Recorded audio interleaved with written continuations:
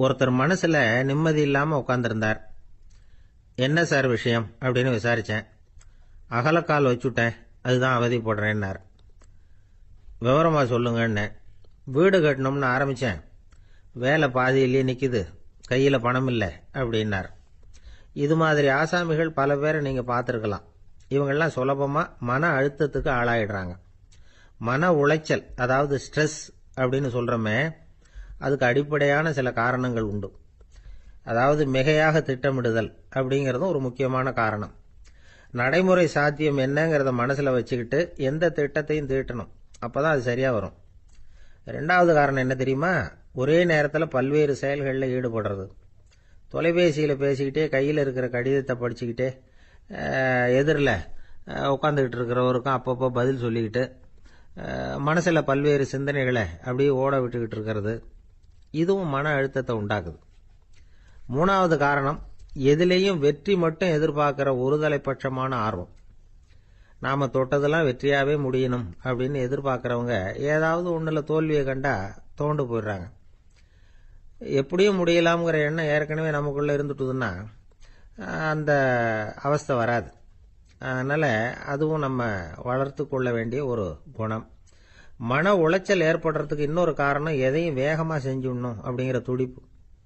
அந்த துடிப்பே மனசை அழுத்த ஆரம்பிச்சிடும். எந்த ஒரு காரியத்திலையும் தாமதமோ இடையூறோ ஏற்பட்டா அதை பொறுத்துக்கிற மனப்போக்கம் வேணும். அது இல்லாதவங்க அழுத்தத்துக்கு ஆளாயிடுறாங்க. சில பேர் வேலை வேலைன்னு எந்த நேரம் பார்த்தாலும் வேலையே கதின்னு கிடப்பாங்க. பொழுதுபோக்குக்கோ உடற்பயிற்சிக்கோ குடும்பத்தில் உள்ளவங்க அல்லது நண்பர்கள் கூட கலந்துரையாடவோ கொஞ்சம் கூட நேரம் ஒதுக்க மாட்டாங்க.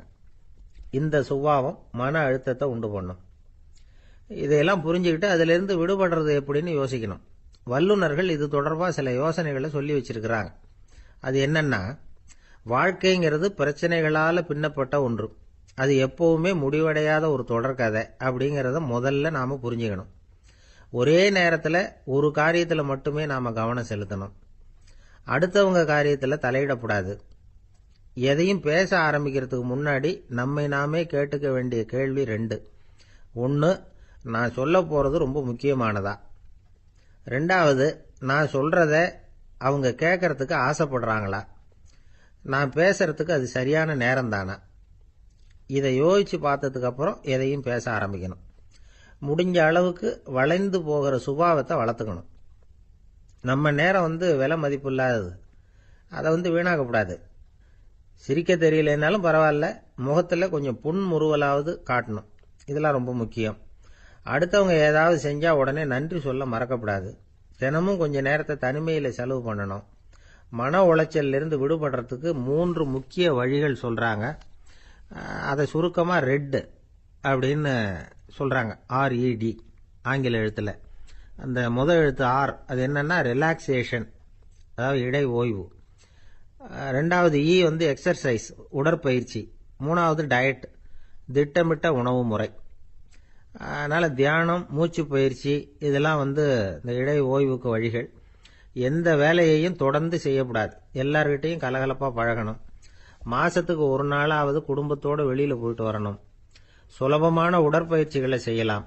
உடற்பயிற்சிங்கிறது நமக்காக நாம செய்கிற ஒரு நீண்ட கால முதலீடு அப்படின்னு சொல்லுவாங்க. அதாவது லாங் டேர்ம் இன்வெஸ்ட்மெண்டா. அளவோட சாப்பிடணும், மெதுவா சாப்பிடணும்.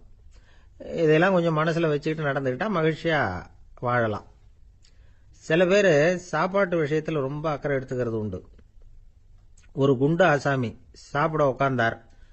முதல்ல ஒரு மாத்திரை சாப்பிட்டார். எதுக்குன்னு கேட்டோம். பசி எடுக்கிறதுக்குன்னார். சாப்பிட்டு முடிச்சார். பிறகு மறுபடியும் ஒரு மாத்திரை சாப்பிட்டார். இது எதுக்குன்னு கேட்டோம். சாப்பிட்டது ஜீரணமாகறதுக்கு அப்படின்னார். இந்த உலகத்துல எல்லாருக்கும் மகிழ்ச்சி தரக்கூடிய ஒரு பொருள் எது? இது ஒரு முக்கியமான கேள்வி. இந்த கேள்விக்கு பொருத்தமான ஒரு பதிலை உங்களால சொல்ல முடியுமா? அதாவது கொஞ்சம் யோசிச்சு பார்த்தா பணம்னு சொல்லலாமா? இப்போ கையில் காசு இல்லாதவங்ககிட்ட ஒரு 10 ரூபாய் கொடுத்தா அது அவனுக்கு சந்தோஷத்தை கொடுக்கும். ஏற்கனவே வருமான வரி பிரச்சனையில் சிக்கி இருக்கிறவர்கிட்ட இன்னும் கொஞ்சம் பணம் இந்தாங்கன்னு சொல்லி கொடுத்தோம்னா அது அவருக்கு சங்கடத்தை தான் கொடுக்கும். அதனால அந்த கேள்விக்கு பணம்ங்கிறது பொருத்தமான பதிலாக இருக்க முடியாது. கேள்வி என்னன்னா, இந்த உலகத்தில் எல்லாருக்கும் மகிழ்ச்சி தரக்கூடிய ஒரு பொருள் எது? சரி, இனிப்புன்னு சொல்லலாமா? ஏன்னா எல்லாருக்கும் இனிக்க தானே செய்யும். அதுலேயும் ஒரு சிக்கல் இருக்கு. சர்க்கரை வியாதிக்காரங்களுக்கு அது என்ன சந்தோஷத்தையா கொடுக்கும்? ஆக எல்லாருக்கும் வேறுபாடு எதுவும் இல்லாமல் மகிழ்ச்சியை கொடுக்கக்கூடியது வேற ஏதோ ஒன்று இருக்கு. அது என்னன்னு கண்டுபிடிக்கணும். அதுதான் இன்னைக்கு தகவல். இப்போ அதை கண்டுபிடிக்கணும்னா இந்த கதையை கேட்கணும். அது என்ன கதைன்னா, ஒரு ஊரில் ஒரு ராஜா இருந்தார். அவருக்கும் இதே சந்தேகம் வந்துட்டுது. அதாவது எல்லாருக்கும் இன்பம் தரக்கூடிய பொருள் எது அப்படின்னு. இதுக்கு பதில் தெரிஞ்சுக்கிறதுக்கு ஆசைப்பட்டார். சரி, அதுக்கு என்ன செய்யலாம்னு யோசனை பண்ணார். நாட்டு மக்களுக்கு பகிரங்கமாக ஒரு அறிவிப்பு கொடுத்தார். நம்ம நாட்டு மக்கள் இன்பம் தரக்கூடிய பொருள் எதுன்னு நினைக்கிறாங்களோ அதை கொண்டுகிட்டு வந்து அரண்மனையில் உள்ள கண்காட்சி மண்டபத்தில் வைக்கலாம். அப்படி அவங்க வைக்கிற பொருள்களில் எது எல்லாருக்கும் இன்பம் தரக்கூடியதாக இருக்குமோ அதை வச்சவருக்கு 1000 பொற்காசுகள் பரிசு அப்படின்னு அறிவிப்பு கொடுத்துட்டார். ஜனங்கள் இந்த அறிவிப்பை கேட்டாங்க. அதுக்கப்புறம் சும்மா இருப்பாங்களா? 1000 பொற்காசுன்னா சும்மாவா? அவங்க கையில் என்னென்ன கிடைச்சதோ அதையெல்லாம் கொண்டாந்து அரண்மனை காட்சி மண்டபத்தில் வச்சுட்டாங்க. அதுக்கப்புறமா ராஜா அங்கே வந்தார். ஒவ்வொன்றா பார்த்துக்கிட்டே வந்தார். முதல்ல ஒரு குயில் இருந்தது, இனிமையாக பாடக்கூடிய குயில். இந்த குயிலோட இன்னிசை எல்லாருக்கும் இன்பம் தரக்கூடியது தான். இருந்தாலும் காது கேட்காதவங்களுக்கு இந்த இசை எப்படி இன்பம் தர முடியும்? அதனால் இது சரியில்லைன்னு விட்டார். அடுத்தபடியாக போனார். அங்கே என்ன வச்சிருக்கிறாங்கன்னு பார்த்தா ஒரு அழகான மயில் அங்கே தோகை விரித்து ஆடிக்கிட்டு இருக்குது. இந்த மயிலோட ஆட்டம் மனசுக்கு இன்பம் தரக்கூடியது தான். இருந்தாலும் பார்வை இல்லாதவங்க இந்த ஆட்டத்தை பார்த்து ரசிக்க முடியுமா? முடியாது. அதனால் இதுவும் சரியில்லை அப்படின்னு சொல்லிவிட்டார். அதுக்கு அடுத்தபடியாக போனார். பல வகையான இனிப்பு பண்டங்களை வச்சுருந்தாங்க. பார்த்தார், வயசானவங்களுக்கும் நோயாளிகளுக்கும் இது இன்பம் தராது, துன்பம் தான் கொடுக்கும் அப்படின்னார். இப்படி ஒவ்வொன்றா பார்த்துக்கிட்டே போகிறார். அழகான மலர்கள், கனிகள், ஓவியங்கள் எதுவுமே பொருத்தமாக தெரியல. சகல பேருக்கும் இன்பம் தரக்கூடிய வகையில் எதுவும் இல்லை. கடைசியாக வந்தார். அங்கே ஒரு களிமண் பொம்மை இருந்தது. அது என்ன பொம்மை தெரியுமா? பசியால் வாடி இருக்கிற ஒருத்தருக்கு ஒரு அம்மா இனிமையாக பேசிக்கிட்டு சோறு போடுறது மாதிரி அந்த பொம்மையை செஞ்சுருந்தாங்க. அதுக்கு கீழே அன்பு அப்படின்னு எழுதியிருந்துதான். ராஜா பளிச்சுன்னு ஒரு முடிவுக்கு வந்தார்.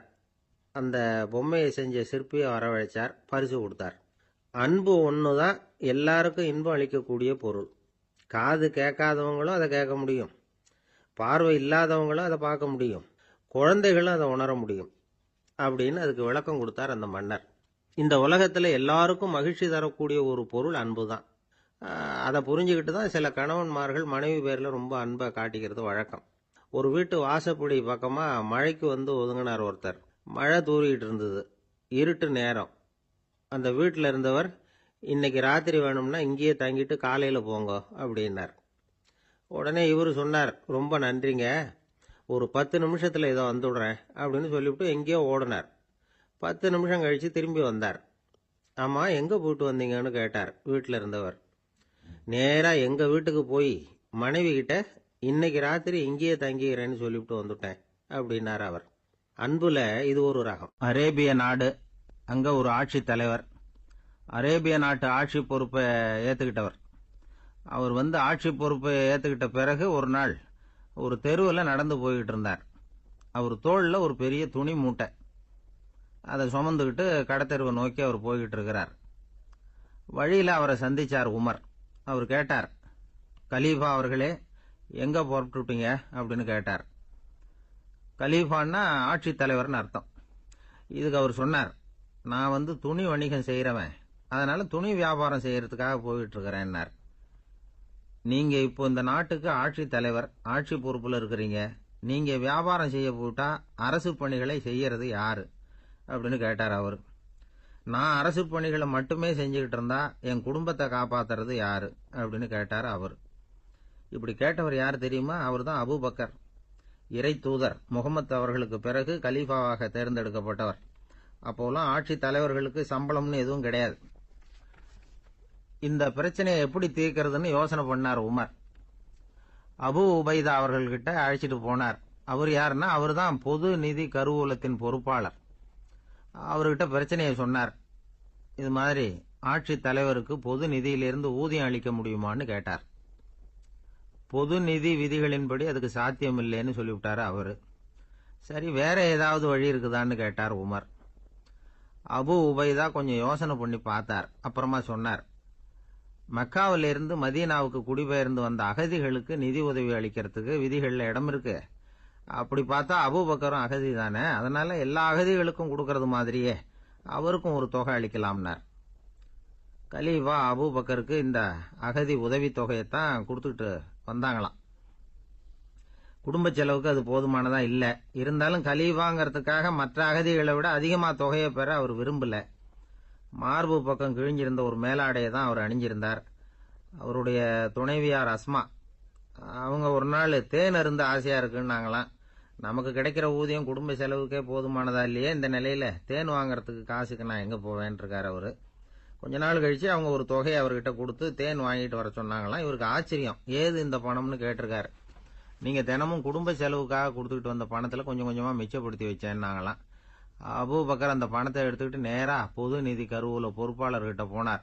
இந்த பணத்தை பொது நிதியில சேர்த்துருங்க, இது அதிகப்படியா எனக்கு தரப்பட்டு வந்த ஊதியம், அடுத்த மாசத்துல இருந்து இந்த தொகையை குறைச்சுங்கன்னு வேற சொல்லிவிட்டாராம்.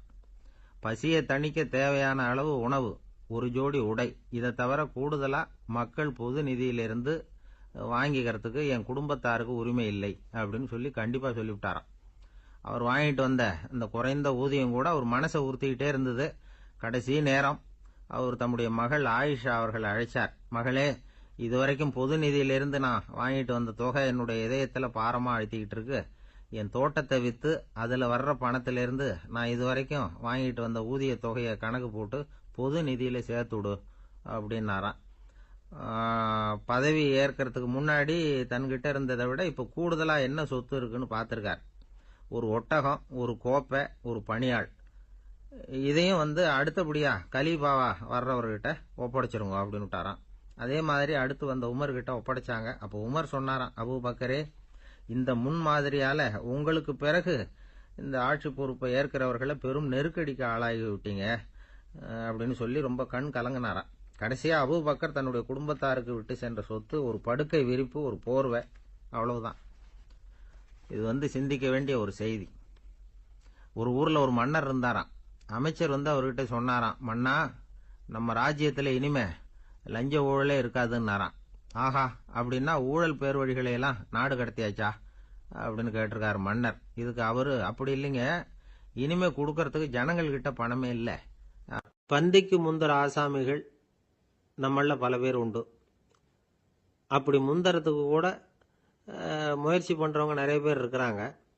இதுல என்ன ஒரு விஷயம்னா, பந்திக்கு முந்தறது கூட தப்பு இல்லை. ஆனா அப்படி ஒரு விருந்துல ஆளா போய் உட்காந்து சாப்பிட்டா கூட வெளியில வர்றப்ப என்ன பெரிய விருந்து வச்சுட்டான், சாம்பார்ல உப்பு இல்லை, ரசத்துல காரம் இல்லை அப்படின்னு குறை சொல்லிட்டே வர்றது இருக்கு பாருங்க, அது சரியில்லை, நாகரிகமும் இல்லை. கல்யாண பத்திரிகையில என்ன போட்டிருக்குது, என் பொண்ணுக்கும் இன்னார் பையனுக்கும் கல்யாணம், எல்லாரும் குடும்பத்தோட வந்திருந்து மணமக்களை ஆசீர்வதிக்கணும், இப்படித்தானே போட்டிருக்கோம். குடும்பத்தோட விருந்து சாப்பிட்டு சாப்பாடு எப்படி இருக்குன்னு அபிப்பிராயம் சொல்லிவிட்டு போங்க அப்படின்னா போட்டிருக்கு கல்யாண பத்திரிகையில. ஒருத்தர் வீட்டு விசேஷத்துக்கு போயிருக்கோம்னா எவ்வளவோ அசௌகரியங்கள் நமக்கு ஏற்படலாம். ஏராளமான கூட்டம் வந்திருக்கும். எல்லாரையும் அவங்க தனித்தனியா கவனிச்சுக்கிட்டு இருக்க முடியாது. நாம தான் அனுசரிச்சு நடந்துக்கணும். நாமளா போய் வாழ்த்த வேண்டியவங்களை வாழ்த்தி விட்டு சேரணும். அதை விட்டுட்டு பத்திரிக்கை கொடுத்தானேன்னு போனேன், கவனிப்பே சரியில்லை அப்படின்னு புலம்பிக்கிட்டு இருக்கக்கூடாது. ஒரு விருந்துக்கு போனா அங்க எப்படி நடந்துக்கணும் அப்படிங்கறத பத்தி கூட அனுபவசாலிகள் சில விவரங்கள்லாம் சொல்லியிருக்கிறாங்க. இந்த காலத்துல கல்யாணம், பிறந்த நாள், அது இதுன்னு நிறைய விருந்துகள் நடக்குது. அதெல்லாம் எதுக்காக? மனித உறவுகளை வளர்த்துக்கிறதுக்காகத்தான், வேற எதுக்கு? ஒரு விருந்துக்கு போனா அமைதியா பொறுமையா போய் உட்காரணும். அடிச்சு பிடிச்சிக்கிட்டு இடத்த பிடிக்க போறேன் அப்படின்னு நிற்கக்கூடாது. முதல் பந்தி நடந்துகிட்டு இருந்தா அது முடிஞ்சு இலை எடுத்து சுத்தம் பண்ணதுக்கு அப்புறம் போய் உட்கார்றது தான் நாகரீகம்.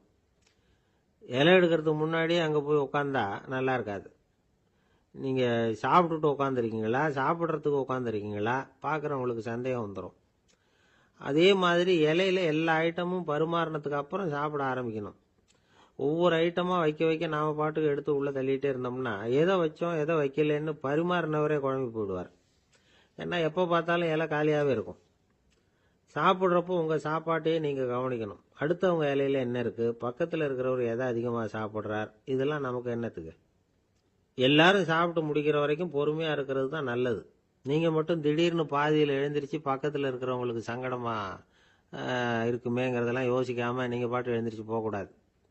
பக்கத்தில் உள்ளவங்க உங்களை எழுந்திரிக்க சொன்னால் எழுந்திரிச்சு போகலாம். விருந்துகளில் சாப்பாட்டை வீணாக்கிறதே ஒரு நாகரிகமாக போட்டுது இந்த காலத்தில். சாப்பாட்டுக்கே கஷ்டப்பட்டுக்கிட்டு பல பேர் இந்த உலகத்தில் இருக்கிறப்போ சாப்பாட்டை வீணாக்கிறது எவ்வளோ பெரிய மோசங்கிறத நினச்சி பார்க்கணும். வேணுங்கிற அளவுக்கு கேட்டு வாங்கி சாப்பிட்றது தான் முறை. விருந்தில் இந்த பஃபே அப்படின்னு சொல்லி ஒரு முறை சொல்கிறாங்கல்ல, அதாவது உணவு வகைகளையெல்லாம் பொதுவாக ஒரு இடத்துல வச்சுடுறது, நமக்கு தேவையானதை நாமே எடுத்து ஒரு தட்டில் போட்டுக்கிட்டு சாப்பிட வேண்டியது. இதில் கூட சில பேர் தேவைக்கு அதிகமாக எடுத்து போட்டுக்கிட்டு வீணாக்குறாங்க. சில சமயம் கடைசியாக சாப்பிட போகிறவங்களுக்கு எல்லா ஐட்டமும் கிடைக்காம போகலாம். அதை போய் பெருசு பண்ணிகிட்டு இருக்கக்கூடாது. என்ன சார் இந்த அளவுக்கு கூடவா நாகரிகம் தெரியாமல் இருக்கிறோம், இதை போய் பெருசாக சொல்ல வந்துட்டீங்களே அப்படின்னு நினைக்கலாம். ஒருத்தர் 2 பேருக்கு இந்த விவரம் தேவைப்படலாம். அவங்க காதலையும் இது விழட்டுமேங்கிறதுக்காக தான் இது. ஒரு பெரிய கல்யாண விருந்து நடந்துக்கிட்டு இருந்தது. விருந்து மண்டபத்து வாசலில் ஒருத்தர் நின்றுக்கிட்டு வர்றவங்களையெல்லாம் ரொம்ப மரியாதையாக வணங்கி உள்ளே அனுப்பி வச்சுக்கிட்டு இருந்தார். எப்படி தெரியுமா? வர்றவங்க கையெல்லாம் பிடிச்சி முத்தம் கொடுத்து அதுக்கப்புறம் உள்ளே அனுப்பி வச்சுக்கிட்டு இருந்தாராம். கூட்டம்லாம் முடிஞ்சதுக்கப்புறம் அவர்கிட்ட போய் கேட்டிருக்கிறாங்க, சார் நானும் எவ்வளவோ விருந்துகளுக்கு போயிருக்கிறேன், இருந்தாலும் இவ்வளவு மரியாதையாக வர்றவங்க கைக்கெல்லாம் முத்தம் கொடுத்து வரவேற்கிறத இங்கே தான் பார்க்குறேன் அப்படின்னு சொன்னாங்க. அதுக்கு அவர் சொன்னார், அட போங்க சார், நான் முத்தம் கொடுக்கல, முந்தின பந்திக்கு சாப்பிட்டவங்களே அடுத்த பந்திக்கும் வர்றாங்களான்னு மோந்து பார்த்து அனுப்பி வச்சுக்கிட்டு இருந்தேன் அப்படின்னார். அந்த ஆள் என்னை கண்ணாபுண்ணான்னு திட்டிவிட்டான் சார், அதை நினைச்சா எனக்கு ரொம்ப வருத்தமாக இருக்கு அப்படின்னு சொல்லி கவலைப்பட்டார் ஒருத்தர். இதில் கவலைப்படுறதுக்கு என்ன இருக்குது அப்படின்னார் ஒரு பெரியவர். அவர் ஒரு மகான். என்ன சார் இப்படி சொல்கிறீங்க, ஒருத்தர் நம்ம பார்த்து திட்டுனா வருத்தமாக இருக்காதா அப்படின்னார். அது எப்படி வருத்தமாக இருக்கும், திட்டுறதுங்கிறது என்ன, அது வெறும் சத்தம் தானே அப்படின்னார் அந்த பெரியவர். நம்ம ஆளுக்கு தலையை பிச்சுக்கலாம் போல இருந்தது. இருக்காதா பின்ன, நமக்கு அப்படி தானே தோணுது. அந்த பெரியவர் சொல்கிறது ரொம்ப பெரிய விஷயம். அதை நாம் புரிஞ்சிக்க முயற்சி பண்ணலாம்னா நடைமுறை வாழ்க்கைக்கே அது ஒத்து வர்றது மாதிரி தெரிய மாட்டேங்குது. இருந்தாலும் அந்த பெரியவர் அதுக்கு என்னதான் விளக்கம் கொடுக்குறாருன்னு பார்ப்போமே. ஒரு ரயில் போயிட்டுருக்கு, அதில் ஒரு சாது போயிட்டுருக்கார். அந்த ரயில் அவர் ஹரித்வாரம் போயிட்டுருக்கார். அவர் ரயிலில் ஏகப்பட்ட கூட்டம். நம்ம ஊர் ரயில் கேட்க வேணும், டிக்கெட் வாங்கிட்டு கொஞ்சம் பேர், வாங்காத கொஞ்சம் பேர். அது என்னத்துக்கு அனாவசியமாக டிக்கெட் அப்படிங்கிற நினப்பில் பாதி பேர். இந்த கூட்டத்துக்கு மத்தியில் அந்த சாதுவும் போயிட்டுருக்கிறார். உட்கார்றதுக்காக இருந்த இடத்துல ஒரு ஆள் படுத்துருக்கிறான், கொஞ்சம் முரட்டு ஆசாமி. அவன் கால் பக்கத்தில் கொஞ்சோண்டு இடம் பாக்கி இருந்தது. அந்த இடத்துல இந்த சாது உட்காந்துருந்தார். மெதுவாக உட்காந்துக்கிட்டார் போய். ஆனால் அந்த ஆள் ராத்திரி பூரா இவரை காலால் உதச்சிக்கிட்டே இருக்கிறான். அது இவருக்கு ரொம்ப அவமானமாக பட்டுது. அதனால் துக்கம் ஏற்பட்டுது. இருந்தாலும் அதை ஒரு மாதிரியாக சகிச்சுக்கிட்டே இவர் சேர்ந்தார். பொழுது விடிஞ்சுது. அந்த சாது ஹரித்வார் சேர்ந்தார். அங்கே ஒரு பெரிய ஞானியை சந்திச்சார். ராத்திரி ரயிலில் அந்த ஆள் உதைச்சதையும் அதனால் தனக்கு ஏற்பட்ட துக்கத்தையும் இந்த சாது அந்த ஞானிகிட்ட சொன்னார். சொல்லிவிட்டு, ஏன் சுவாமி, எனக்கு துக்கம் ஏற்பட்டதே அது தப்பா அப்படின்னு கேட்டார். தவறுதான்னார் அந்த ஞானி. உனக்கு இன்னமும் தேக அபிமானம் போகலைங்கிறது தான் அது காட்டுது. அஷ்டாவக்கிரர் என்ன சொல்றார் தெரியுமா? உண்மையான ஞானி யாராவது தன்னை வந்தனை செய்தால் அதற்காக சந்தோஷப்பட மாட்டார், யாராவது நிந்தனை செய்தால் அதற்காக வருத்தப்பட மாட்டார் அப்படின்னு சொல்றார். நிந்தனைங்கிறது ஒரு ஒலி தான். தேகாபிமானம் இருக்கிற வரைக்கும் இந்த ஒலி நம்மளை வேதனைப்படுத்தும். நான் தேகம் இல்லை, ஆத்மா அப்படிங்கிற நினைவு இருந்தா இந்த ஒலி நம்மளை பாதிக்காது. மனு என்ன சொல்றார் தெரியுமா? ஒரு சாதகன் பாராட்டுதலை விஷம்னு நினைச்சு பயப்படணும், அவமானத்தை அமிர்தம்னு நினைச்சு சந்தோஷப்படணுங்கிறார். அவமானப்பட்டா கவலைப்படாமல் எப்படி இருக்க முடியும் அப்படின்னு தான் நமக்கு தோணும். அதனால தான் நம்மளில் யாரும் இதுக்கு உதாரணமாக யாரையும் காட்ட முடியல. புத்தரையும் கபீரையும் உதாரணமாக காட்டுறாங்க. அவங்களுக்கெல்லாம் அவமானம் ஏற்பட்டப்போ கவலையே படலையாம். புத்தரை அவமானப்படுத்தணுங்கிறதுக்காக கௌசாம்பி ராணி ஒரு இளம் பெண்ணை கொலை பண்ணி சடலத்தை புத்தர் குடிசைக்கு முன்னாடி போட சொன்னார். போட்டாங்க. புத்தர் தான் அந்த பொண்ணை கெடுத்து கொலை பண்ணி விட்டாருன்னு எல்லாரும் நினைச்சாங்க. ஆனால் புத்தர் இதை பற்றி கவலையே படலை. அப்புறமா உண்மை தெரிஞ்சதும் புத்தர் புகழ் இன்னும் அதிகமாயிட்டது. ஒரு பெரிய சபையில் ஒரு மோசமான பொண்ணு நுழைஞ்சி தனக்கும் கபீருக்கும் சம்பந்தம் உண்டுன்னு சொன்னா. கபீர் கவலைப்படலை. அவங்க மாதிரியெல்லாம் நாமளும் இருக்க கற்றுக்கணும்.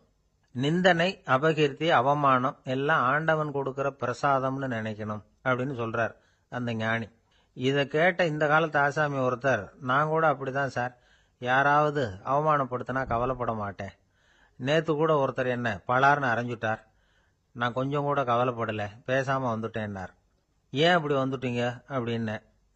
அவர் அரைஞ்சதுலேயும் ஒரு அர்த்தம் இருந்தது, அதனால தான் அப்படி வந்துட்டேன்னார். ஏன் அரைஞ்சாருன்னு கேட்டேன். 10 வருஷத்துக்கு முன்னாடி 15 ரூபா அவர்கிட்ட கடன் வாங்கினேன். அதை கேட்டு கேட்டு பார்த்துட்டு கடைசியாக தான் அரைஞ்சார் அப்படின்னார். ஆண்டவனுடைய பிரசாதம் இவருக்கு அடிக்கடி கிடைக்கும் போல இருக்கு. ஒரு ஆஃபீஸில் வேலை பார்க்குற ஒருத்தர் ஏதோ தப்பு பண்ணிவிட்டார். உடனே மேல் அதிகாரி அவரை கூப்பிட்டு அனுப்புனார். நீ செஞ்சது தப்புன்னார் கோபமா. இது ஒரு ரகம். சில அதிகாரிகள் இப்படி நீங்கள் செஞ்சது தப்புன்னு சொல்கிறதில்ல, நீங்கள் செஞ்சது சரி அப்படின்னு சொல்கிறதில்ல. எப்படி சொல்லுவாங்கன்னா, நீங்கள் செஞ்சது சரியில்லைன்னு நான் நினைக்கிறேன் அப்படின்னு சொல்லுவாங்களாம். அதாவது சில பேர் நீங்கள் செஞ்சது தப்புங்கிறாங்க, அதையே மாற்றி சொல்கிறாரு இவர், நீங்கள் செஞ்சது சரியில்லைன்னு நினைக்கிறேன். இது ரெண்டும் அர்த்தம் ஒன்று தான், இருந்தாலும் வார்த்தைகள் வித்தியாசம். நிர்வாக திறமை இல்லாத ஒரு அதிகாரி யூ ஆர் ராங் அப்படின்னு சொல்லுவாராம். நிர்வாக திறமை உள்ள அதிகாரியாக இருந்தால் அதையே கொஞ்சம் மாற்றி I think you are not correct அப்படிம்பாராம். இதுதான் வித்தியாசம். இருந்தாலும் வார்த்தைகளை உபயோகப்படுத்துகிற விதத்தை வச்சு தான் வேலை நல்லா நடக்கிறதும் நடக்காததும் இருக்கு. விவரம் தெரிஞ்சவங்க என்ன சொல்கிறாங்க தெரியுமா? Be a leader not a boss அப்படிங்கிறாங்க. ஒரு லீடராக பாஸாக இருக்காதே அப்படிங்கிறாங்க. சரி, அப்படின்னா லீடருக்கும் பாஸுக்கும் வித்தியாசம் உண்டா அப்படின்னு கேட்டால் இருக்குன்னு சொல்கிறாங்க. லீடருங்கிறவர் வேற, பாஸுங்கிறவர் வேற. ஒரு லீடர் எப்படி நடந்துக்குவார், ஒரு பாஸ் எப்படி நடந்துக்குவார், இதை முதல்ல நாம் தெரிஞ்சுக்கணும். அவங்க எப்படி நடந்துக்குவாங்க அப்படிங்கிறதுக்கு சில விவரங்கள் இருக்கு. அதை கேட்டோம்னா நாம் புரிஞ்சுக்கலாம் அதை. அதாவது பாஸுங்கிறவர் விரட்டிக்கிட்டே இருப்பார், லீடருங்கிறவர் ஊக்கப்படுத்திக்கிட்டே இருப்பார். நாளைக்கு சாயந்தரத்துக்குள்ள அந்த வேலையை செஞ்சு முடிக்கலைன்னா தொலைச்சி விடுவோம் தொலைச்சி அப்படிம்பார் அவர்.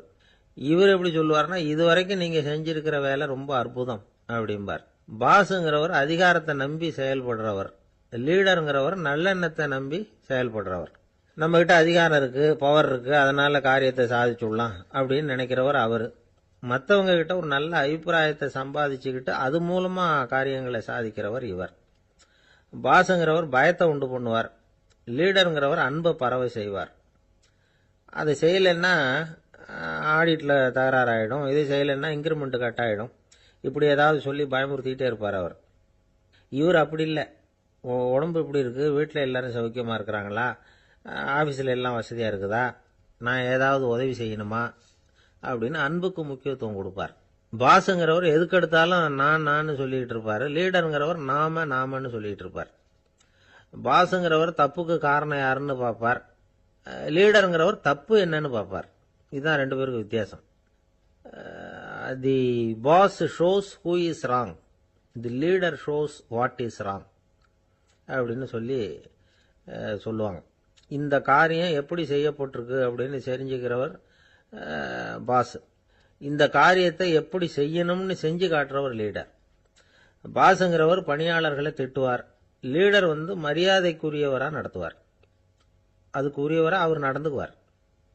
செய்கிற வேலையை ஒரு சுமையா நினைக்க வைக்கிறவர் பாஸ், செய்கிற வேலையை ஒரு சந்தோஷமா ஆக்குறவர் லீடர். ஒரு முதலாளியா இருக்கிறவர் அல்லது ஒரு நிர்வாகியா இருக்கிறவர் இது மாதிரியான நுணுக்கங்களை எல்லாம் தெரிஞ்சு வச்சுக்கிறது நல்லது. ஒரு பாஸ் இருக்கார், அவர் ஒரு நாள் ரொம்ப பெருமையா தன்னோட ஆபீஸை பத்தி பேசிக்கிட்டு இருந்தார். எனக்கு கீழே 200 பேர் வேலை செய்யறாங்க சார், நான் ஒரு கோடு கிழிச்சா அவங்க அதை தாண்டாத அளவுக்கு நான் நடந்துக்கிறேன் சார் அப்படின்னார் அவர். அது எப்படி முடியுது உங்களால அப்படின்னு கேட்டோம். நான் கோடே கிழிக்கிறது இல்லை சார் அப்படின்னார். ஒரு பல்கலைக்கழகம், அங்கே ஒரு இலக்கிய பேராசிரியர், அவர் பாடம் நடத்திக்கிட்டு இருந்தார். ராபர்ட் ப்ரௌனிங் எழுதிய கவிதைகளை பற்றி சொல்லிகிட்டு இருக்கிறார். மாணவர்களும் ரொம்ப அக்கறையாக அதை கேட்டுக்கிட்டு இருக்கிறாங்க. ஒரு குறிப்பிட்ட கவிதையை பற்றி சொல்லும் பொழுது அந்த பேராசிரியருக்கே ஒரு சந்தேகம், அதாவது அந்த கவிதையின் சரியான அர்த்தம் என்னங்கிறதுல சந்தேகம். பேராசிரியர் யோசனை பண்ணார், அந்த கவிதையை முழுசாக புரிஞ்சிக்க முடியல. அதனால் மாணவர்களை பார்த்து சொன்னார், மாணவர்களே ஒரு நாள் பொறுத்துக்குங்க, இந்த கவிதையை எழுதின கவிஞர் எங்கள் வீட்டுக்கு பக்கத்தில் தான் இருக்கிறார். இன்னைக்கு சாயந்தரம் நான் அவரை நேரிலேயே போய் பார்க்குறேன், பார்த்து இதுக்கு என்னங்க அர்த்தம்னு கேட்டுட்டு வந்துடுறேன், அதுக்கப்புறம் உங்ககிட்ட சொல்கிறேன் அப்படின்னாராம். அன்னைக்கு சாயந்தரமே அந்த பேராசிரியர் கவிஞரை தேடிக்கிட்டு போயிட்டார். கவிஞர் அவங்க வீட்டில் அவர் பாட்டு உட்காந்துருந்தாராம். இவர் போய் அவர் முன்னாடி உட்காந்தார். அப்புறம் கேட்டார், ஐயா, அந்த கவிதையின் முழு பொருள் என்னன்னு தெரிஞ்சுட்டு போகிறதுக்காக வந்திருக்கிறேன் அப்படின்னாராம். எந்த கவிதை அப்படின்னாராம் அவர். இவர் அந்த கவிதையை சொல்லியிருக்கார். கவிஞர் கொஞ்சம் யோசனை பண்ணிவிட்டு அப்புறம் சொன்னாராம், பேராசிரியரே, நீங்கள் கொஞ்சம் தாமதமாக வந்துட்டீங்கன்னாராம். இவருக்கு ஒன்றும் புரியல. நீங்கள் என்ன சொல்கிறீங்க, நான் தாமதமாக வந்துட்டேன்னா? நீங்கள் தான் உயிரோடு இருக்கிறீங்களே, அப்படி இருக்கும்பொழுது நான் தாமதமாக வந்துவிட்டேன்னா அது எப்படி அப்படின்னு இவர் குழம்பியிருக்கிறார். இப்போ கவிஞர் சொன்னாராம், ஐயா, நான் உயிரோடு இருக்கிறேன்னா இல்லையாங்கிறது முக்கியம் இல்லை. நான் அந்த கவிதை வரிகளை எழுதினப்போ 2 பேருக்கு அதோட அர்த்தம் தெரிஞ்சிருந்தது. இப்போ ஒரே ஒருத்தருக்கு தான் அதோட அர்த்தம் தெரியும் அப்படின்னாராம். பேராசிரியர் யோசனை பண்ணியிருக்கார். அப்படின்னா அந்த ஒருத்தர் கவிஞர் ராபர்ட் ப்ரௌனிங்கை தவிர வேற யாரா இருக்க முடியும்? இவர் தான் அப்படிங்கிறத அவர் மனசில் நினச்சிக்கிட்டார். அதனால சொன்னார், ஐயா, நான் தாமதமாக வரல, அந்த கவிதையின் பொருள் என்ன அது சொல்லுங்கன்னார். பேராசிரியரே, நான் சொல்கிறது உங்களுக்கு புரியலன்னு நினைக்கிறேன். நான் இந்த வரிகள் எழுதினப்போ 2 பேருக்கு அதோட அர்த்தம் தெரிஞ்சிருந்தது. அந்த 2 பேர் யாருன்னா, ஒருத்தர் ராபர்ட் ப்ரௌனிங், அதாவது நான், இன்னொருத்தர் கடவுள். இப்போ அது கடவுளுக்கு மட்டும்தான் தெரியும். நானே இதை பற்றி பல தடவை யோசனை பண்ணி பார்த்தேன். இது ரொம்ப அழகானது, ஆனாலும் ரொம்ப வழுக்கலானது. அதை பிடிச்சிட்டோம்னு நினச்சிக்கிட்டு இருக்கும் பொழுதே காற்று மாதிரி அது உங்ககிட்ட இருந்து ஓடி போயிடுது. எனக்கு ரொம்பவும் வருத்தமாக தான் இருக்குது. நிச்சயமாக நான் தான் இந்த வரிகளை எழுதியிருக்கிறேன். அதில் அர்த்தம் இருக்குங்கிறது எனக்கு தெரியும். அதை நான் உணர்றேன். ஆனால் நீங்கள் என்னை மன்னிக்கணும். எனக்கே கூட அதை என்னால் விளக்க முடியல. அப்படி இருக்கும் பொழுது உங்களுக்கு எப்படி அதை நான் விளக்க முடியும் அப்படின்னாரா அந்த கவிஞர்.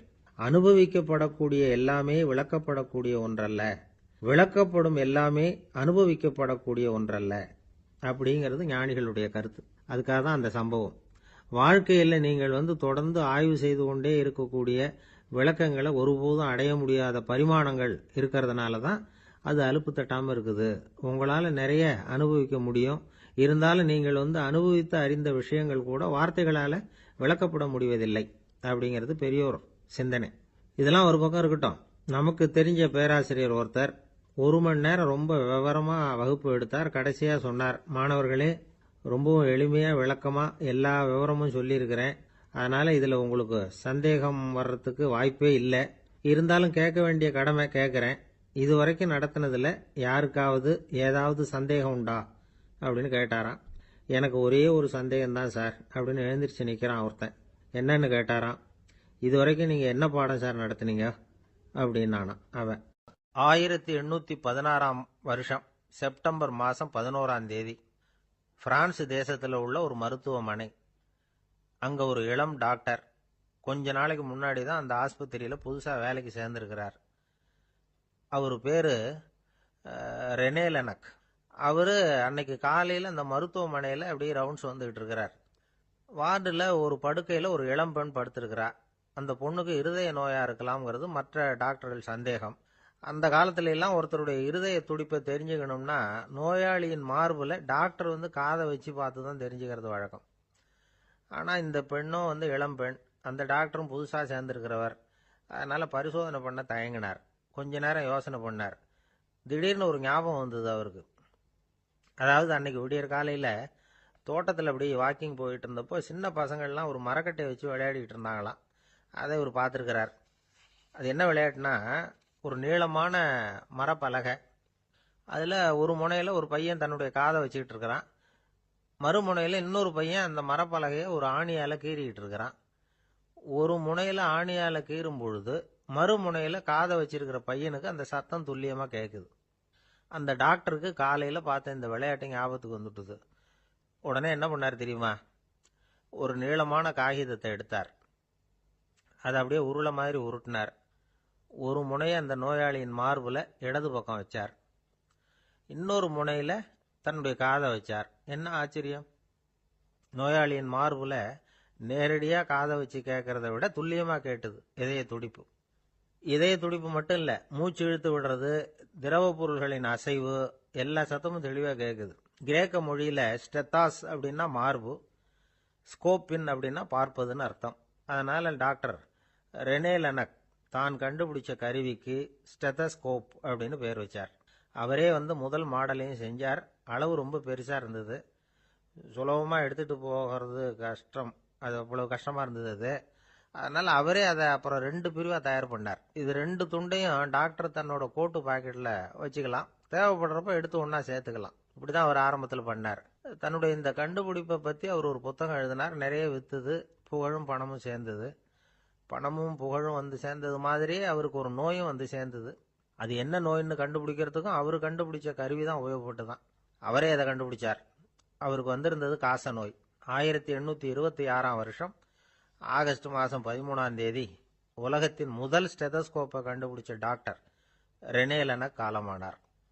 அவர் சாகிறதுக்கு முன்னாடி மரத்தால் செஞ்சு வச்சிருந்த ஸ்டெதஸ்கோப்பை தனக்கு வேண்டியப்பட்ட ஒரு டாக்டர்கிட்ட கொடுத்து, என்னுடைய சொத்துக்கள்லேயே ரொம்ப வசந்தது அப்படின்னு சொன்னாராம். அதுக்கப்புறம் 3 வெள்ளைக்காரங்க சேர்ந்து இந்த கருவியில் சில மாற்றங்களை பண்ணாங்க. ஆனால் 1829 லண்டனில் டாக்டர் நிக்கோலஸுங்கிறவர் ஒரு காதால் இதய துடிப்பை கேட்கறத விட டாக்டர் 2 காதாலையும் கேட்கறது தான் சரியா இருக்கும் அப்படின்னு ஒரு கருத்தை வெளியிட்டார். அதுக்கப்புறம் ரொம்ப காலம் கழிச்சு 1852 ஜார்ஜ் காமான் அப்படிங்கிறவர் ரப்பர் டியூப்களை உபயோகப்படுத்தி 2 காதாலையும் கேட்குற மாதிரி ஒரு புதிய வடிவத்தை அதுக்கு கொடுத்தார்.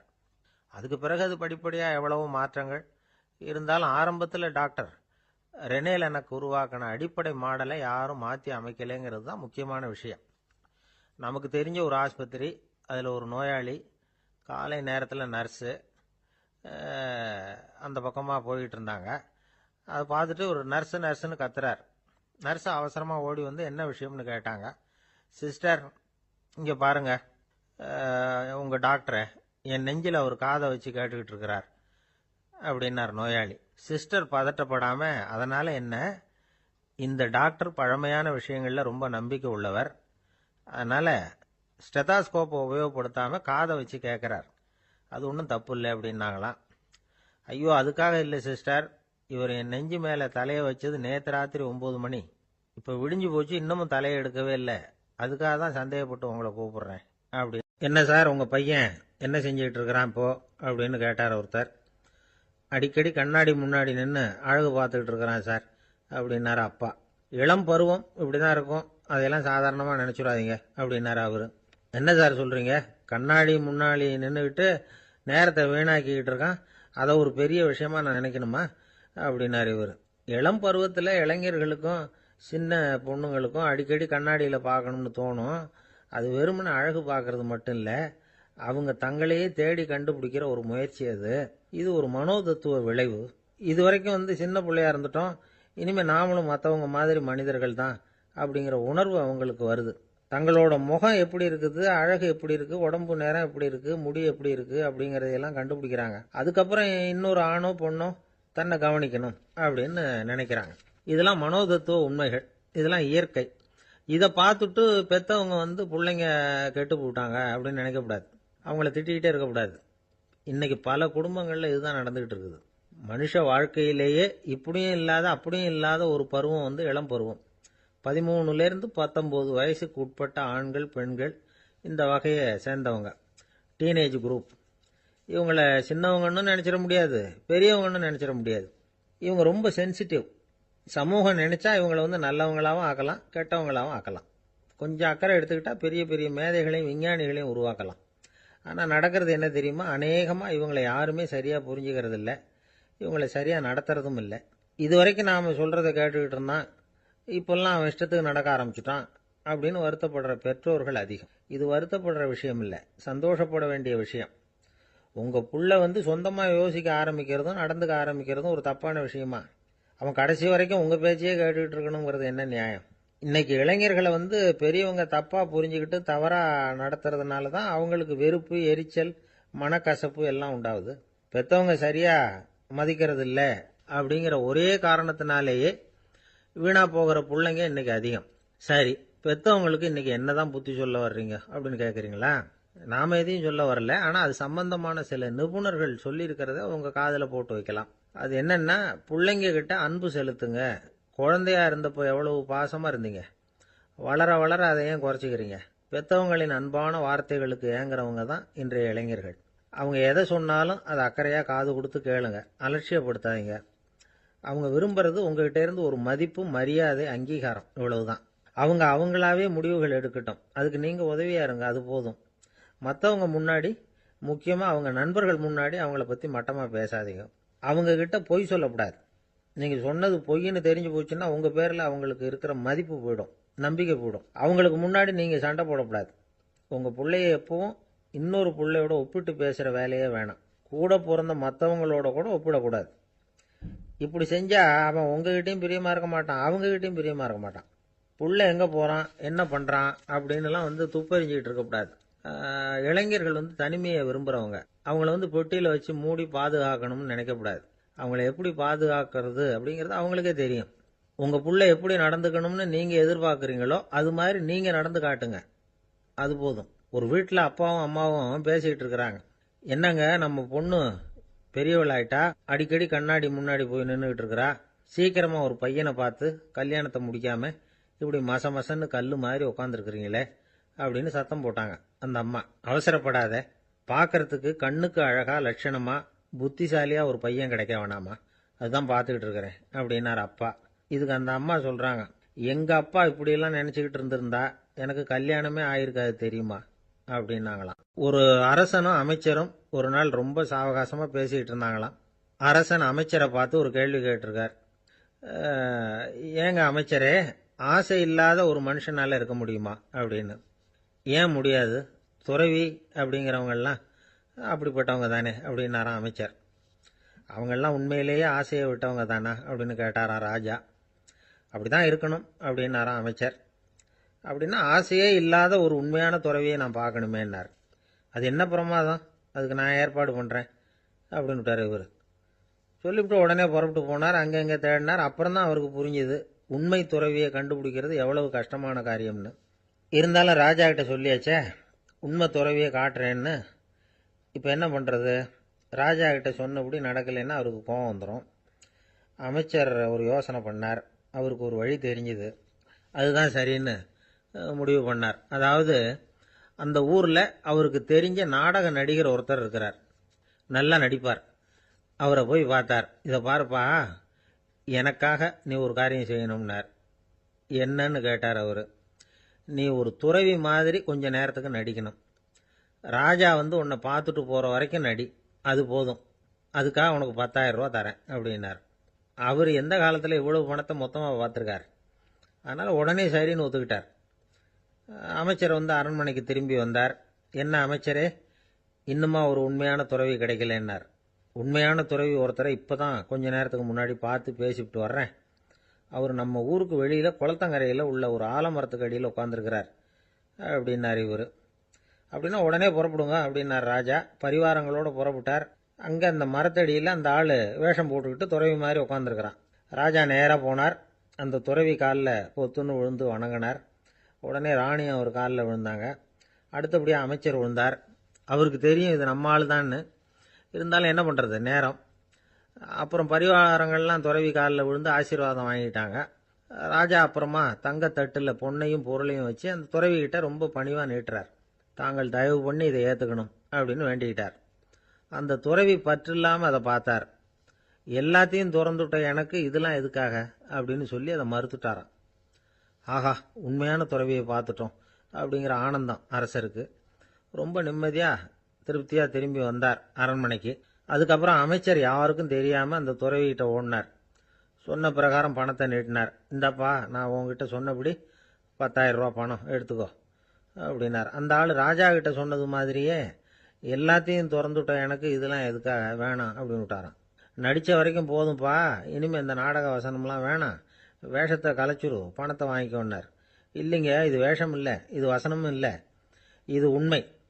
கொஞ்ச நேரம் துறவி மாதிரி நடித்ததுக்கே இந்த தேசத்து ராஜா, ராணி, அமைச்சர், பரிவாரங்கள் எல்லாம் என் காலில் விழுந்து வணங்குறாங்க. அப்படின்னா உண்மையான துறவியாக இருக்கிறது எவ்வளவு பெருமையான விஷயம். நான் உண்மையான துறவியாக ஆக போகிறேன், அப்படி முடிவும் பண்ணிட்டேன் அப்படின்னார் அந்த நடிகர். வேஷம் கூட எப்படிப்பட்ட விளைவுகளை உண்டு பண்ணுது பார்த்தீங்களா. நம்மால் ஒருத்தன் ரொம்ப வசதியாக தான் இருந்தான். ஒரு நாள் அவன் சொத்து பூரா திருட்டு போட்டுது. அதுக்கப்புறம் இவன் துறவி மாதிரி ஆயிட்டான். ஊர் ஊராக சுற்றினான். ஒரு குருநாதரை தேடி கண்டுபிடிச்சான். அவர்கிட்ட சீடனாக சேர்ந்துக்கிட்டான். அவனை பார்த்து ஒருத்தர் கேட்டார், நீ உண்மையான சீடன் தானான்னு. இல்லைங்க, சீடன் மாதிரி நடிச்சுக்கிட்டு இருக்கிறேன் அப்படின்னா. அது குரு துரோகம் இல்லையா அப்படின்னு கேட்டார் அவர். இல்லைங்க, நான் பண்ணது குரு துரோகம் இல்லை, என் குரு பண்ணது தான் துரோகம். என்னுடைய பணத்தை கொள்ளையடிச்சது இவர் தான். அதை எங்கே வச்சிருக்காருன்னு கண்டுபிடிக்கிறதுக்காக தான் இவர்கிட்ட வந்து சீடனா சேர்ந்துருக்கிறேன் அப்படின்னா. அம்மாக்காரங்களுக்கு அடிக்கடி ஏற்படுற கவலை ஒன்று உண்டு.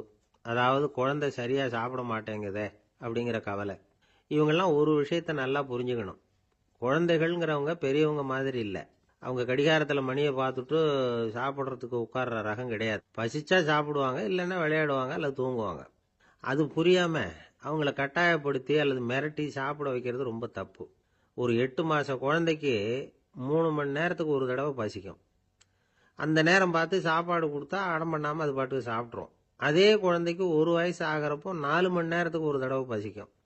இந்த வயசில் இயற்கையாகவே வந்து பசி வந்து குறைஞ்சிருக்கும். அது புரியாமல் என் குழந்தை முன்னாடி மாதிரி இப்போ சரியாக சாப்பிட மாட்டேங்கிறான் அப்படின்னு சில பேர் டாக்டர்கிட்ட போய் சொல்லிக்கிட்டு இருப்பாங்க. இன்னொரு விஷயம், ஒரு குழந்தைக்கு வயசு அதிகமாகிற வேகத்துக்கு உடம்பு எடையும் அதிகமாகிக்கிட்டே போகாது.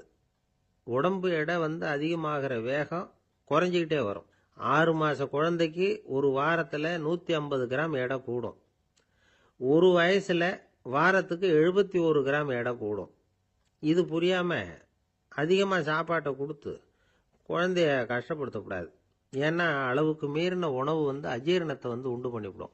குழந்தைக்கு ஒரு தட்டில் கொஞ்சமாக ஆகாரத்தை வச்சு கொண்டுகிட்டு போய் கொடுக்கணும். மலை மாதிரி குவிச்சு வச்சா அதை பார்த்ததுமே பசி அடங்கி போயிடும்.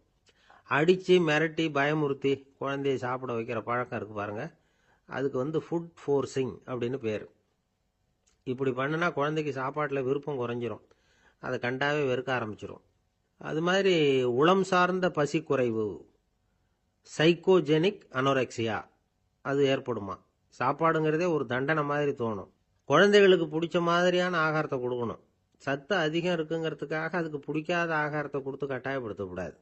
குழந்தைகளுக்கு 2 வயசு ஆகிறப்போ இயற்கையாகவே வந்து எதிர்மறை குணம் உண்டாகும். அதாவது அந்த எதிர்மறையாக பேசுறது. இது மாதிரி சமயங்களில் நாம் என்ன சொல்கிறோமோ அதுக்கு நேர்மாறாக நடந்துக்கும். ஏட்டிக்கு போட்டி. சாப்பிட சொன்னால் விளையாட போவோம், விளையாட சொன்னால் சாப்பாடு கேட்கும். இதை புரிஞ்சுக்கிட்டு நடந்துக்கணும். குழந்தை சொன்ன பேச்சை கேட்கலேன்னு கோவப்படக்கூடாது. குழந்தை வளர வளர பிடிவாத குணம் வர்றது சகஜம். கேட்டதை வாங்கி கொடுத்தாதான் சாப்பிடுவேன் அப்படின்னு பிடிவாதம் பண்ணும். வாங்கி கொடுத்து விடுறது தான் உத்தமம். நீங்களும் அதுக்கிட்ட பிடிவாதம் பண்ணிகிட்டு இருக்கக்கூடாது. ஏன்னா கேட்டது கிடைக்கலையேங்கிற ஏமாற்றம் கூட குழந்தையோட பசியை குறைச்சிரும். கேட்டது கிடைச்சிட்டா பசி அதிகமாகும், கொடுத்ததை மலமலன்னு சாப்பிட்றோம்.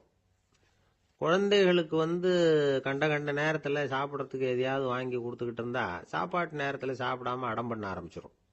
பள்ளிக்கூடம் போகிற பிள்ளைங்க காலை உணவை சரியாக சாப்பிட மாட்டாங்க. அச்சம், அவசரம், பரபரப்பு இதெல்லாம் தான் காரணம். பள்ளிக்கு புறப்படுறதுக்கு ஒரு 3/4 மணி நேரத்துக்கு முன்னாடியே சாப்பாடு போட்டுருங்க, அது சரியாக போடும். படிக்கிற குழந்தைகள் உடல் சோர்வு, மனச்சோர்வு இது காரணமாக கூட சாப்பிட மறுக்கிறது உண்டு. இப்போ உதாரணமாக சாயந்தரம் விளையாடி விட்டு வீட்டுக்கு வந்ததும் சாப்பிட சொன்னால் வேணாம்பாங்க. இது உடல் சோர்வு. ரொம்ப நேரம் வீட்டு பாடங்களை செஞ்சு முடித்த கையோடு சாப்பிட சொன்னாலும் அவங்களால சரியாக சாப்பிட முடியாது. இது உளச்சோர்வு, அதாவது மனச்சோர்வு. இதை தவிர குழந்தைகளுக்கு உடல் நலக்குறைவு ஏற்பட்டால் கூட சாப்பிட மறுக்கிறது உண்டு. சில மருந்து மாத்திரைகள் கூட பசியை குறைச்சிரும். அதனால் சரியாக தெரிஞ்சுக்கிட்டு குழந்தைகளை வந்து சாப்பிட வைக்கணும். அது புரியாமல் கையில் சாப்பாட்டு தட்டை வச்சுக்கிட்டு குழந்தைகளை வந்து விரட்டிக்கிட்டு அலையக்கூடாது. ஒரு சின்ன பையன் சொன்னான், எங்கள் அம்மா சாப்பாடு போடுறது தெரிஞ்சால் நான் உடனே வீட்டை விட்டு வெளியில் ஓடி போடுவேன் அப்படின்னா. ஏன் இப்படி பண்ணுறேன்னு கேட்டோம். எங்கள் அப்பா கூட அது மாதிரி தான் சார் பண்ணுவார் அப்படிங்கிறான். ஒரு ஆள் இருந்தான், நிறைய பணம் சம்பாதிச்சான், ஆனால் செலவு பண்ண மனசு வரல, கருமி. அவன் என்ன பண்ணான், சேர்த்த பணம் பூராவையும் ஒரு மரத்தடியில் புதைச்சி வச்சுருந்தான். வாரத்துக்கு ஒரு தடவை அந்த மரத்தடிக்கு வருவான், புதைச்ச இடத்த ஆவலோடு பார்த்துக்கிட்டு இருப்பான், அதுக்கப்புறம் போயிடுவான். அவ்வளவுதான். ஒரு நாள் ஒரு திருடன் வந்தான், இவன் புதைச்சி வச்சுருந்ததெல்லாம் எடுத்துகிட்டு போட்டான். இது தெரிஞ்சு போச்சு. அந்த கருமி புலம்ப ஆரம்பிச்சிட்டான். இவன் புலம்பலை கேட்டதும் அக்கம் பக்கத்தில் இருந்தவங்கெல்லாம் ஓடி வந்தாங்க. என்ன விஷயம்னு விசாரித்தாங்க. இவன் சொன்னான். ஒரு பெரியவர் கேட்டார், ஏப்பா வாரம் வந்து இந்த இடத்த பார்க்கறதாக சொன்னியே, எப்போவாவது இதில் இருக்கிற பணத்தை எடுத்து செலவு பண்ணியிருக்கியா அப்படின்னு கேட்டார். நான் அப்பப்போ வந்து அதை பார்க்கறது தான் வழக்கம், அதை தொட்டதே இல்லைன்னு அவன். சரி அப்படின்னா இப்போவும் நீ அதே மாதிரி வாரம் ஒரு தடவை வந்து இந்த இடத்த பார்த்துட்டு போகலாமே அப்படின்னாராம் அந்த பெரியவர். அதுவும் சரிதானே. எவ்வளவு காலமானாலும் அவன் அந்த பணத்தை எடுத்து செலவு பண்ண போறதில்ல. அப்படி இருக்கிறப்ப உள்ளே பணம் இருந்தாலும் ஒண்ணுதான், இல்லாம போனாலும் ஒண்ணுதான். இதுல இருந்து என்ன புரியுதுன்னா, ஒருத்தர்கிட்ட இருக்கிற பணத்தை கொண்டு அவர் பணக்காரரா ஏழையா அப்படின்னு முடிவு செய்யறது சரியில்லை. அந்த செல்வத்தை அனுபவிக்கிற திறன், பயன்படுத்துற திறன், அதை வச்சுதான் அவர் ஏழையா பணக்காரரா அப்படிங்கிறத நிர்ணயம் பண்ணணும். அதுதான் சரி. செலவு பண்ண தெரியாதவன் சேகரம் பண்ணிட்டே இருக்கிறதுனால என்ன பிரயோஜனம்? தலைமுடியே இல்லாதவன் தாராளமா சீப்புகளை வாங்கி சேகரம் பண்றது மாதிரி தானே இது. சில சமயம் செலவு பண்ண நாம தயாரா இருந்தா கூட அந்த செல்வம் நமக்கு பயன்படுறதில்ல. அரேபியாவில் ஒரு நகை வியாபாரி விலை உயர்ந்த முத்துக்களை எல்லாம் அவர் வச்சு வியாபாரம் பண்ணிட்டு இருந்தார். அவர் ஒரு சமயம் ஒரு பாலைவனம் வழியா போயிட்டு இருக்கிறார் ஒட்டகத்துல. அப்போ திடீர்னு கடுமையான புயல் வீச ஆரம்பிச்சுட்டுது. திசை தவறி இவர் எங்கேயோ வந்துட்டார். கூட வந்தவங்களையும் காணல, எங்க போனாங்களோ தெரியல. இவர் ரொம்ப பயந்து போய் அங்கே எங்கேயுமா அலைஞ்சு திரியிறார். வழியே தெரியல. பசி கடுமையாயிட்டுது. ஒட்டகத்து முதுகுல ஒரு மூட்டை இருந்தது. அதை பிரிச்சு பார்த்தார். உள்ள ஏதாவது இருக்கான்னு தேடி பார்க்கறார். அது வரைக்கும் கண்ணில் தட்டுப்படாத அபூர்வமான ஒரு பை கண்ணில் பட்டுது. ஆஹா, அதில் ஏதாவது சாப்பிட்றதுக்கு இருக்கும் அப்படின்னு நினைச்சு ஆவலா அதை பிரித்து பார்க்கறார்.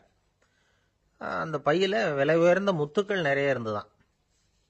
அப்பதான் அவர் நினைச்சாராம், விலை உயர்ந்த முத்துக்கள் கூட சாப்பிட்றதுக்கு உணவாக முடியாது அப்படிங்கிறத புரிஞ்சுக்கிட்டாராம்.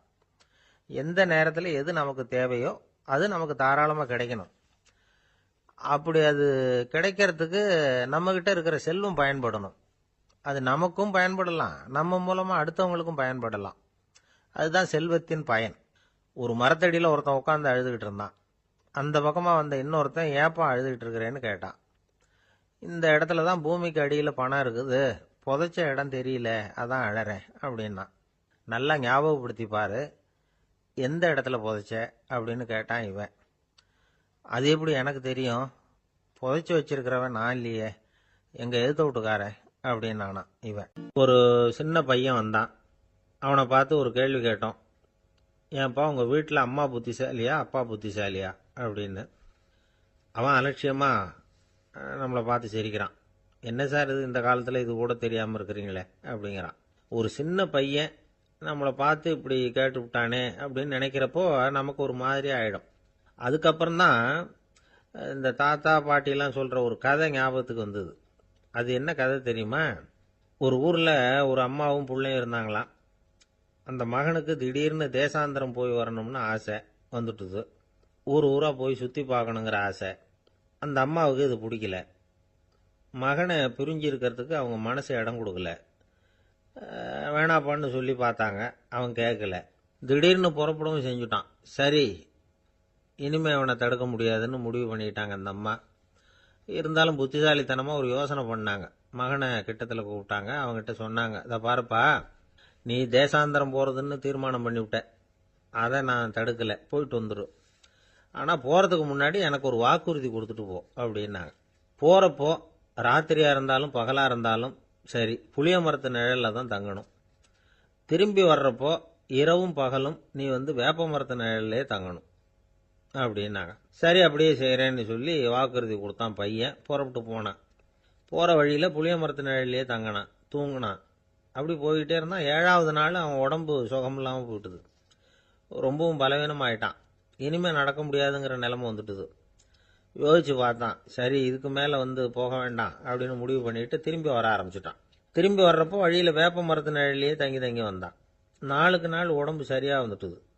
7வது நாள் வீட்டுக்கு சேர்றான். உடம்பு பழையபடியே கலகலப்பாயிட்டுது. பூர்ண சுகம். தேசாந்திரம் போன பையன் திரும்பி வந்துட்டானே அப்படின்னு அந்த அம்மா ஆச்சரியப்படலை. ஏன்னா அவங்களுக்கு தெரியும் இப்படி ஆகும்னு. பையன் சீக்கிரமாக திரும்பி வரணுங்கிறதுக்காகத்தான் அவங்க அந்த யோசனையை சொன்னாங்க. என்ன விஷயங்கிறதையும் அவங்களே சொன்னாங்க. மகனே, புளிய மரத்து நிழல் உடம்புக்கு உஷ்ணத்தை கொடுக்கும், சீக்கம் உண்டாக்கும். அதனால் நீ தொடர்ந்து புளிய மரத்து நிழலில் தங்கினாவே நோய்க்கு ஆளாயிட்ட. அதனால் பயணத்தை முடிச்சுக்கிட்டு திரும்பி வரணுங்கிற முடிவுக்கு வந்துட்ட.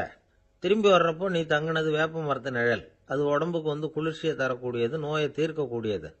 அதனால் சுகமாக வீட்டுக்கு சேர்ந்துட்ட.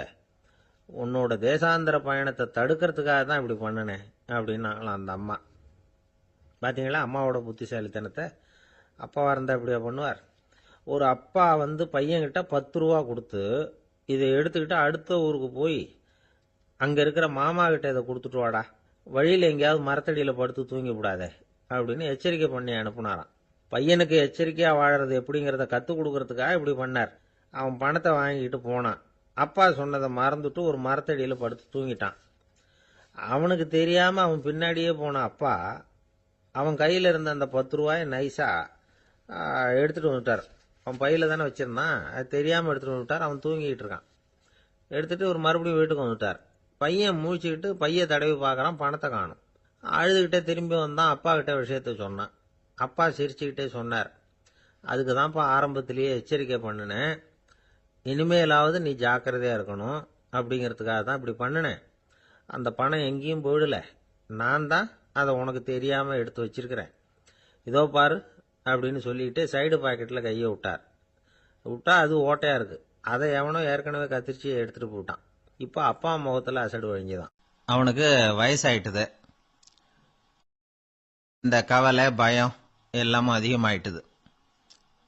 மரண பயம், ராத்திரியில் சரியாக தூங்க முடியல, இப்படி ஆயிட்டுது நிலைமை. அந்த அரசன் ஏற்கனவே எப்படின்னா போர்க்களங்களில் எத்தனையோ பேரை ஓட ஓட விரட்டி இருக்கிறான். இருந்தாலும் இப்போ அந்த துணிச்சல்லாம் எங்கேயோ போயிட்டுது. பேசாமல் படுத்துருக்கிறான். அப்படியே படுத்தாலும் தான் தூக்கம் வர மாட்டேங்குது. என்ன பண்ணலாம்னு யோசிச்சான் இந்த மன்னன். உடனே எல்லா அமைச்சர்களையும் கூப்பிட்டான். எனக்கு நிம்மதி இல்லை, எதை நினைச்சாலும் பயமா இருக்கு, எனக்கு ஒரு ஆலோசனை சொல்லுங்க அப்படின்னா. என்ன ஆலோசனை வேணும் அப்படின்னு சொல்லி கேட்டாங்க. எனக்கு ஒரு நெருக்கடியான சந்தர்ப்பம் ஏற்பட்டு போச்சுன்னு வச்சுக்கோங்க.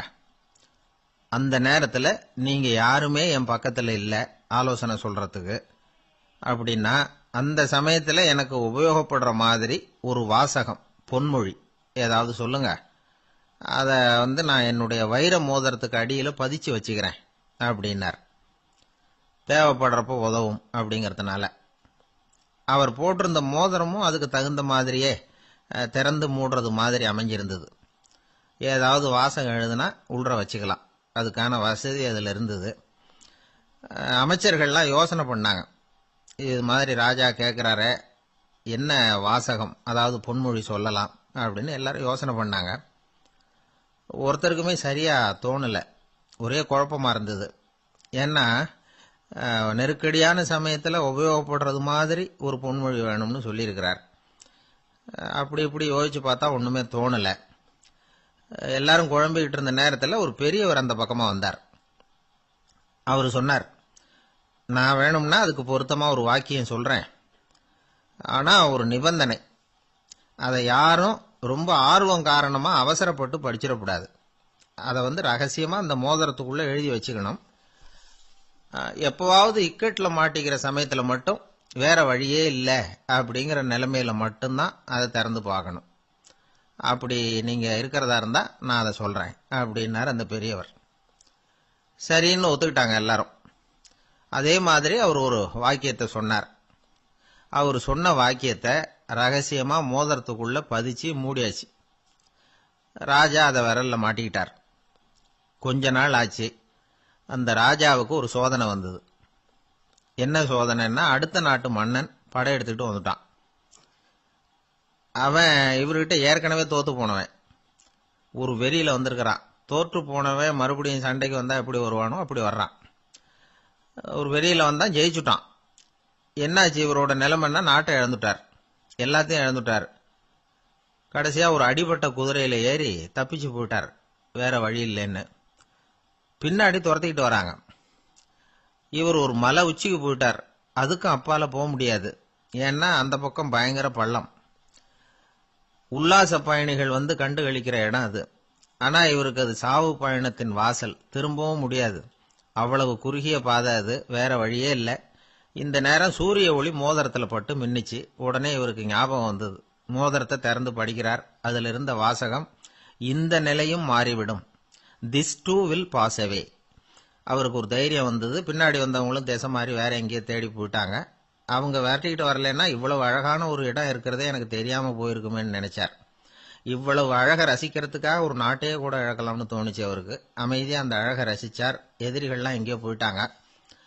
மன்னர் நாடு திரும்பினார். மறுபடியும் படைகளை திரட்டினார். கொஞ்ச நாள்ல படை எடுத்துக்கிட்டு போனார். யாருகிட்ட தோத்து போனாரோ அவரையே வெற்றி கண்டு திரும்பி வர்றார். வரவேற்பு விழா பிரமாவப்படுது. ஆடல் பாடல் கோலாகலம். இதை பார்த்ததும் அந்த ராஜாவுக்கு தலகால புரியல. நம்மளை இனிமே யாராலையும் ஜெயிக்க முடியாதுன்னு நினைச்சார். அகம்பாவம் லேசா எட்டி பார்த்தது. இப்ப மறுபடியும் சூரிய ஒளிப்பட்டு மோதிரம் மின்னிச்சு. அதை திறந்து மறுபடியும் படிக்கிறார். இந்த நிலைமையும் மாறிவிடும். This too will pass away. அவ்வளவுதான். அவர் மனசு அடங்க ஆரம்பிச்சுட்டுது. ஆணவம் போயிட்டுது. இதுல இருந்து நாம தெரிஞ்சுக்க வேண்டியது என்னன்னா, எந்த சூழ்நிலையிலையும் நாம கவலைப்பட வேண்டியதில்லை. ஏன்னா இங்க எதுவுமே நிரந்தரம் இல்லை. அந்த ராஜா மாதிரியே நம்ம ஆளு ஒருத்தன் ஒரு மோதிரம் போட்டிருந்தான். அதுக்குள்ள அவன் எழுதி வச்சிருந்த வாசகம் எதுக்கும் கவலைப்படாதே அப்படிங்கிறது தான். ஒரு நாள் பயங்கரமான கவலையோட உட்காந்துருந்தான். பக்கத்துல இருந்தவங்க சொன்னாங்க, இது மாதிரி சந்தர்ப்பத்துல தான் நீ உன் மோதிரத்தை திறந்து பார்க்கணும்னாங்க. இவனுக்கு கவலையோட எரிச்சலும் சேர்ந்துக்கிட்டது. அது எப்படி முடியும்? இப்ப திருட்டு போனது என்னோட அந்த மோதிரம் தானே அப்படின்னு சொல்லிவிட்டு தலையில கை வச்சுட்டு உட்காந்துட்டான். இப்படிலாம் சொல்றது உண்டு. இருந்தாலும் நாம எந்த சூழ்நிலையிலையும் கவலைப்பட வேண்டியதில்லை அப்படிங்கிற உண்மையை புரிஞ்சுக்கணும். அப்படி கவலைய வெல்றதுக்கான வழி தெரிஞ்சுட்டதுன்னா வாழ்க்கையில வெற்றி நிச்சயம். ஆளை கண்டா ஏன் இப்படி முகத்தை திருப்பிக்கிட்டு வர்றீங்க அப்படின்னு கேட்டார் ஒருத்தர் நண்பர்கிட்ட. எலெக்ஷன்ல அவன் எதிர்த்து நின்னவன் சார், என்ன அவன்கிட்ட நமக்கு என்ன பேச்சுவார்த்தை அப்படின்னாராம் ரொம்ப கோபமா இவர். சரி, அந்த ஆள் யாருன்னு கேட்டேன். என் கூட பிறந்த தம்பி தான் சார் அப்படின்னார் அந்த கோபம் குறையாமல். அதாவது நம்ம ஊர் நிலவரம் இப்படி. அதாவது அண்ணனும் தம்பியும் எதிர்த்து நிப்பாங்க தேர்தல்ல. ஒருத்தர் கண்டா பேசிக்கிறது இல்ல. ஆனா இங்கிலாந்துல எப்படி தெரியுமா? அங்க ஒரே மேடையில போட்டி போடுற 2 வேட்பாளர்களும் பேசுவாங்களாம், பட்டிமன்றம் மாதிரி. ஒருத்தர் முதல்ல எழுந்திருப்பார், நான் இந்த தேர்தலில் வெற்றி பெற்றால் என்னென்ன செய்வேன் அப்படின்னு சொல்லிவிட்டு உட்காருவார். அதுக்கப்புறம் அடுத்தவர் எழுந்திருப்பார். அவர் சொல்லுவார், நான் வெற்றி பெற்றா இந்த மக்களுக்கு என்னென்ன செய்வேன், இந்த நாட்டுக்கு என்னென்ன செய்வேன் அப்படிங்கறத சொல்லிவிட்டு உட்காருவார். 2 பேரும் ஒரே மேடையில பேசுவாங்க. மக்கள் 2 பேர் பேச்சையும் கேட்டுக்கிட்டு ஒரு முடிவுக்கு வருவாங்க. இதுதான் அங்க உள்ள பழக்கம். இங்க அப்படி இல்ல. இங்க ஒருத்தர் பார்த்தாவே முகத்தை திருப்பிக்கிறது. ஒரு தடவை இது மாதிரி ஒரு கூட்டம் நடந்துகிட்டு இருக்கு அங்க வெளிநாட்டுல தான். நேரத்துக்கு சரியா ஒரு வேட்பாளர் வந்து சேரல. இது இங்கிலாந்துல நடந்த நிகழ்ச்சி. அப்புறம் என்னாச்சுன்னா, ஒருத்தர் வந்துட்டாரு, இன்னொருத்தர் வந்து சேரல. அப்புறம் உடனே அந்த ஒருத்தர் வந்தவர் பேச ஆரம்பிச்சுட்டார். அதாவது அந்த இன்னொருத்தர் சார்பாவே பேசிட்டாராம். அதாவது அவர் வரல, நான் அவரு சார்பா நான் பேசிடுறேன். அதாவது அவர் ஜெயிச்சுட்டா அவர் என்னென்ன செய்வார் இந்த நாட்டுக்கு அப்படின்னு சொல்லி அவர் பக்கத்துல உள்ள நியாயத்தை எடுத்து இவரே சொல்லிட்டாராம். இப்படிலாம் அங்க நடந்துதான். இது எப்பேற்பட்ட தேர்தல் பண்பாடு பாருங்க. அதனால இன்னொரு விஷயம், இப்ப இங்கிலாந்துல எல்லாம் ஓட்டு கேட்கறப்ப வெற்றியா தோல்வியாங்கிறத ஓரளவுக்கு யூகிச்சுடலாமா. இப்போ ஒரு வேட்பாளர் ஒரு வீட்டுக்கு முன்னாடி போய் நின்று எனக்கு ஓட்டு போடுங்கன்னு கேட்கிறாருன்னு வச்சுங்களேன். அதுக்கு என்ன பார்த்து செய்யறோம், போயிட்டு வாங்க அப்படின்னு சில வீடுகள்ல வாசல்ல நின்னே சொல்லி அனுப்பிச்சிருவாங்களாம். வேற சில வீடுகள்ல எப்படின்னா வேட்பாளரை வீட்டுக்குள்ள கூப்பிட்டு காபி சாப்பிட சொல்லி உபசரிச்சு அதுக்கப்புறம் அனுப்பி வைக்கிறது வழக்கமா. இதுல எந்த வீட்டு ஓட்டு நிச்சயம் தெரியுமா? வாசல்ல நின்னே வழி அனுப்பி வச்சுடுறாங்க பாருங்க, அவங்க ஓட்டு நிச்சயம். உள்ள கூப்பிட்டு காப்பி கொடுத்து அனுப்புறாங்க பாருங்க, அவங்க ஓட்டு நிச்சயம் இல்லையா. சரி, அப்புறம் ஏன் அந்த உபசரிப்பு அப்படின்னு கேட்டா அதுக்கு ஒரு காரணத்தை சொல்றாங்க. அதாவது அது ஒரு அனுதாபத்தை தெரிவிக்கிற முறையா. ஐயோ பாவம், நாம இவருக்கு ஓட்டு தான் போட போறதில்ல, எதையாவது செய்வோம், காப்பியாவது சாப்பிட்டு போட்டோம் அப்படிங்கிற எண்ணமா. இப்படி அந்த ஒரு பழக்கம். ஆக அந்த ஊர்ல நிறைய காப்பி சாப்பிடணும்னு ஒருத்தர் ஆசைப்பட்டா தேர்தலில் தோத்து போறதுக்கு தயாரா இருக்கணும். ஒரு சமயம் ஒரு ஊர்ல தேர்தல் நடந்துதான். ஒரு தொகுதியில நின்று தோத்து போன ஒருத்தர் கையில ஒரு துப்பாக்கியோட ஊருக்குள்ள சுத்திக்கிட்டு இருந்தாராம். ஒரு போலீஸ்காரர் அவரை பார்த்துட்டு சந்தேகப்பட்டிருக்கார். அதனால அவரை தடுத்து நிறுத்தி, என்ன இது துப்பாக்கியோட சுத்துறீங்களேன்னு விசாரிச்சிருக்கார். இதுக்கு அவர் சொன்னாராம், சார், இந்த தொகுதியில மொத்தம் 1,00,000 வாக்காளர்கள், அதுல எனக்கு 10,000 பேர் மட்டும்தான் எனக்கு ஓட்டு போட்டிருக்கிறாங்க. அப்படின்னா எனக்கு வேண்டாதவங்க இந்த தொகுதியில 90,000 பேர் இருக்கிறாங்கன்னு அர்த்தம். இப்படி ஒரு சூழ்நிலையில நான் என்னுடைய பாதுகாப்புக்கு ஆயுதம் இல்லாம நடமாடலாமா அப்படின்னு கேட்டாராம். எவ்வளவு எச்சரிக்கை பாருங்க. நம்ம ஊர்ல சில பேர் ஓட்டு கேட்கிற விதமே தனி. ஒருத்தர் ரொம்ப சாமர்த்தியமா ஓட்டு கேட்பாராம். அவர் எப்படின்னா, ஒரு வீட்டுக்கு போறாருன்னு வச்சுங்களேன், அந்த நேரம் அந்த வீட்டுக்காரரு என்ன செஞ்சுட்டு இருக்கிறாரோ அதே வேலையை இவரும் கொஞ்ச நேரம் செய்வாராம், அவருக்கு ஒத்தாசையா. அதுக்கப்புறம் மெதுவா பேச்சு கொடுப்பார், ஓட்டு கேட்பார், இது மாதிரி எலெக்ஷன்ல நிக்கிறேன் கவனிக்கணும்னு.